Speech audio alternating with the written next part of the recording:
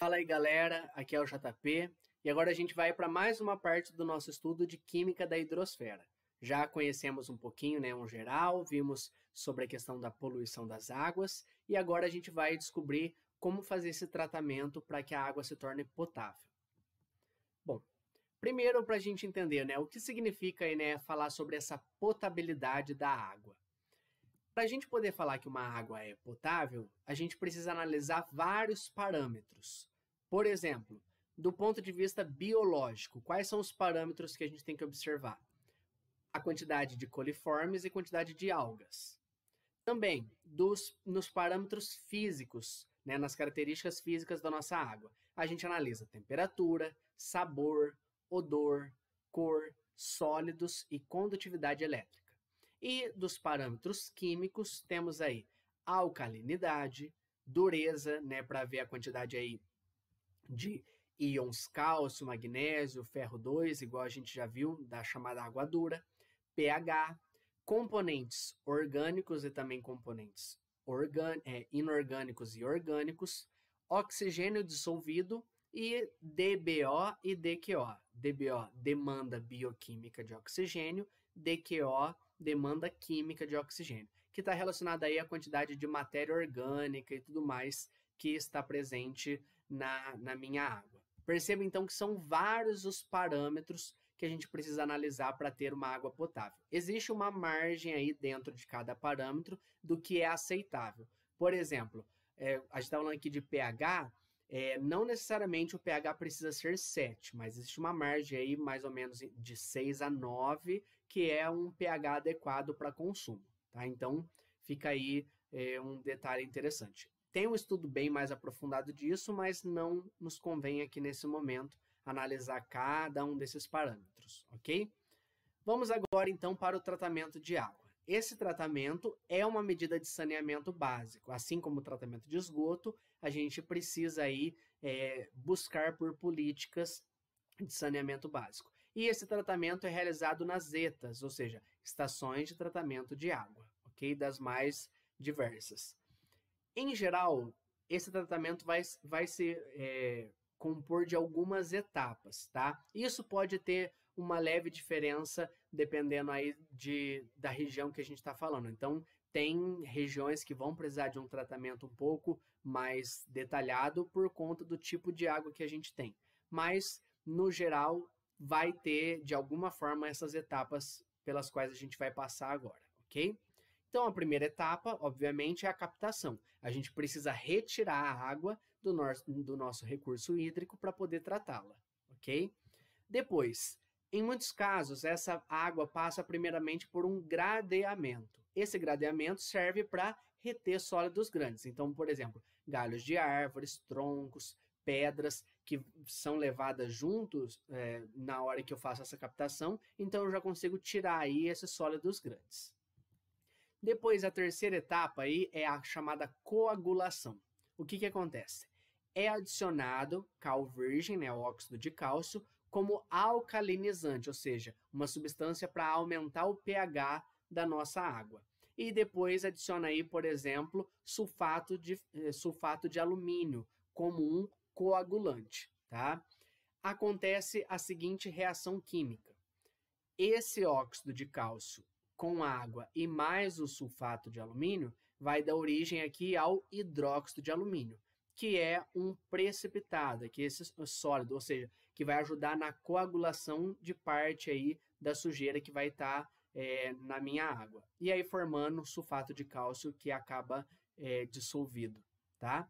Existem outros coagulantes que a gente pode usar, por exemplo, cloreto de ferro 3, ou também como alcalinizante, a gente pode adicionar direto cal hidratada, que é o hidróxido de cálcio. Tá? Então, eu posso utilizar tanto esse óxido de cálcio quanto a cal hidratada, cuja fórmula é CaOH2, ok? Mas, em geral, isso daqui é a parte da coagulação.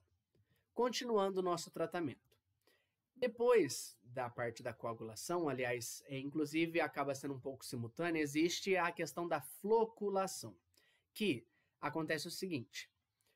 O hidróxido de alumínio é um precipitado gelatinoso e ele acelera a aglutinação das partículas sólidas que estão em suspensão. Então, assim, eu não consigo separar tudo no gradeamento ou mesmo se eu deixo em decantação por um tempo. Algumas partículas sólidas continuam em suspensão. Então, quando eu adiciono e faço essa coagulação, esse precipitado gelatinoso ajuda a aglutinar as partículas sólidas. Vamos ver aqui, ó. Então, por exemplo, eu tenho aqui a minha amostra de água com impurezas sólidas em suspensão, que são essas bolinhas em vermelho. Depois que eu faço a adição dos coagulantes, esses flocos, então aqui ó, o meu coagulante verde, vai fazer com que eu consiga agregar, aglutinar parte dessa sujeira aqui que está em suspensão. Aí depois disso, nós temos a etapa da decantação. Nessa decantação, os flocos que são sólidos e são mais densos que o meu líquido, vão afundar por ação da gravidade. Ou seja, depois que eu deixo isso daqui em repouso por um tempo, a gente observa que os flocos vão se decantar. Então, eu continuo aí o meu processo de limpeza, ajudando aí a tirar coisas que estavam em suspensão, tá certo? Isso daqui, dependendo aí do pH que a gente tem, a gente consegue favorecer esse processo e tudo mais. Então, a gente vai fazendo esse processo parte a parte. Bom, depois da decantação, vem a chamada filtração e também acontece a adsorção. Essa filtração nada mais é do que a retenção da sujeira que restou na fase da decantação. O que é a chamada adsorção? Que é diferente de absorção.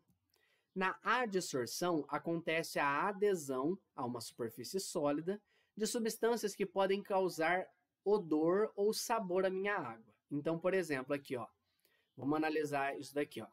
Nesse caso, a gente fala que essas bolinhas em azul estão adsorvidas na minha substância aqui, na superfície dessa substância roxa, tá certo? Isso daqui é muito comum para a gente conseguir fazer a retirada de substância que vai acabar dando cheiro ou sabor à minha amostra, tá certo? E aqui a gente tem um exemplo dessa etapa do processo. Então, a gente tem aqui um filtro constituído por carvão, e o carvão, nesse caso, é a minha substância responsável pela adsorção. Em muitos casos se usa carvão ativado, e esse carvão ativado favorece ainda mais essa adsorção. Aqui nós temos a areia, podemos usar, por exemplo, várias granulações, então areia mais fina, mais grossa, enfim. E, por fim, cascalho ou pedras, que acabam como sustentação para a areia. Acontece que na hora que essa água, que ainda tem impurezas em suspensão, que não acabaram sendo decantadas, passar pelo filtro, parte delas acabam sendo adsorvidas, parte dessa impureza acaba sendo adsorvida no carvão, parte acaba ficando retida entre os grãos de areia, e aí depois parte pode acabar, inclusive, ficando também entre as pedras. E aí depois a gente segue com a nossa água ainda mais limpa. Perceba que a gente vai melhorando em cada etapa essa qualidade da minha água, ok? Bom, depois a gente chega na etapa da desinfecção, que em geral consiste de uma cloração. Essa cloração é nada mais do que a adição de cloro gasoso, Cl2, para eliminar micro-organismos remanescentes. Então, esse cloro, quando é borbulhado na minha água líquida, forma aí ácido clorídrico e ácido hipocloroso. Primeiro que eu mexo no pH, então mexer no pH pode fazer com que eu mate esses micro-organismos. Segundo, esse ácido hipocloroso aqui vai acabar funcionando aí como um bactericida, então ele acaba matando esses micro-organismos que nada mais é do que a mesma composição, né? No caso aqui temos o ânion hipoclorito, é o mesmo hipoclorito da água sanitária, tá? Então o mesmo princípio de limpeza que eu tenho quando eu deixo, por exemplo, uma verdura com um pouquinho de água sanitária, é o que vai acontecer aqui com a água. Eu posso matar esses micro-organismos através da cloração. Em alguns casos, depois da cloração, né, além da cloração, a gente pode usar outras coisas. Então, se eu não uso uma cloração, eu posso, por exemplo, usar gás ozônio, também aí para poder matar esses micro-organismos, também luz ultravioleta ou outras substâncias, tá? Mas o cloro é a mais comum, tá certo? Para essa etapa da desinfecção. Por fim, a gente tem aí a fluoretação, que é a adição de flúor na sua forma iônica, como fluoreto, para a prevenção de cáries. Então, assim, para o tratamento em si, a fluoretação não interfere, mas o consumo da água já com esse flúor ajuda na prevenção de cáries da população. Então, existe aí uma legislação que regulamenta essa adição de flúor, tá certo? E aí, a gente pode armazenar essa água ou distribuir já para a população conforme aí a necessidade. Detalhe, tá? Então, aqui a gente já tem a nossa água pronta para o consumo. Pode ser que haja correção, né, ajuste do pH ao longo das etapas, tá? Então, posso ter aí etapas intermediárias desse geral que a gente viu.